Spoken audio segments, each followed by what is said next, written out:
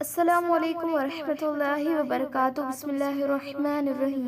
जॾहिं मूसा शरीयत बाबत लिखियल किताब जी तलब कई त असां मूसा सां 30 रातुनि जो कोहे तूर ते इतिकाफ जो वक़्त मुक़रर कयो ऐं उन खे वधाए 2 ॾहनि सां पूरो कयोसीं। पोइ अहिड़ी तरह संदसि पालणहार जी 40 रातुनि जो मियाद या मुक़रर वक़्त पूरो थियो ऐं मूसा पंहिंजे भाउ हारून खे चयो त तूं मुंहिंजी गैर हाज़िरी में मुंहिंजी क़ौम में मुंहिंजो जाइ नशीन थी रह ऐं सुधारो कंदो रहिजा ऐं फसाद कंदड़नि जो रस्तो इख्तियार न कजाई।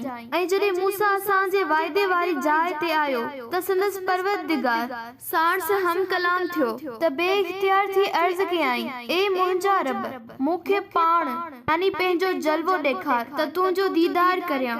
अल्लाह ताला फरमायो त तूं मूंखे हरगिज़ ॾिसी न सघंदे, पर जबल ॾांहुं नज़र कर। जेकॾहिं उहो जबल मुंहिंजे तजल्लीअ खां पोइ पंहिंजी जाइ ते बीह सघियो त पोइ तूं बि मूंखे ॾिसी सघंदे। पोइ जॾहिं संदसि रब जबल ते पंहिंजी तजली जो परतो कयो त जबल टुकुर टुकुर यानी रेज़ा रेज़ा करे छॾियई ऐं मूसा जबल खे ॾिसंदे बेहोश थी किरी पियो। जॾहिं होश में आयो त चयई त ए मुंहिंजा रब, तोखे ई पाकाई जुगाए थी ऐं आऊं तोॾां मोटियुसि वरियुसि यानी तौबा कयमि ऐं मां सभिनी खां अवल ईमान आणण वारनि मां आहियां। अल्लाह फरमायो त ए मूसा, बेशक मूं तोखे माण्हुनि मां तरजीह ॾेई चूंडियो आहे ऐं पंहिंजी पैगंबरीअ ऐं हम कलामीअ सां नवाज़ियो आहे। पोइ तोखे जेको शरीयत जो किताब यानी तौरेत ॾिनो अथम उन्हीअ खे वठ ऐं शुक्र गुज़ारनि मां थियो।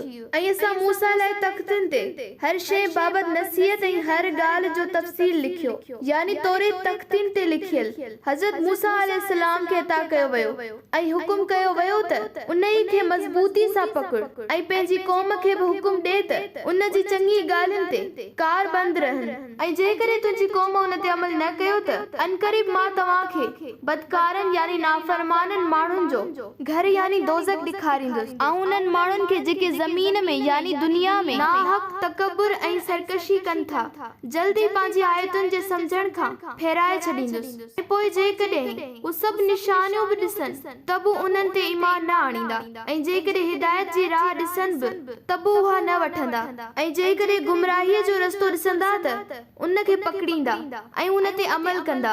इहो सभु उन करे जो हुननि वाकई असांजी आयतुनि खे कूड़ो कयो ऐं उन्हनि खां गाफ़िल ऐं लापरवाह हुआ। ऐं जिन माण्हुनि असांजी आयतुनि ऐं आख़िरत जी मुलाक़ात खे कूड़ो कयो तिन जा सभु अमाल बर्बाद थी विया। छा उन्हनि खे जेकी कुझु कंदा हुआ उन्हीअ खां सवाइ को ॿियो बदिलो ॾिनो वेंदो?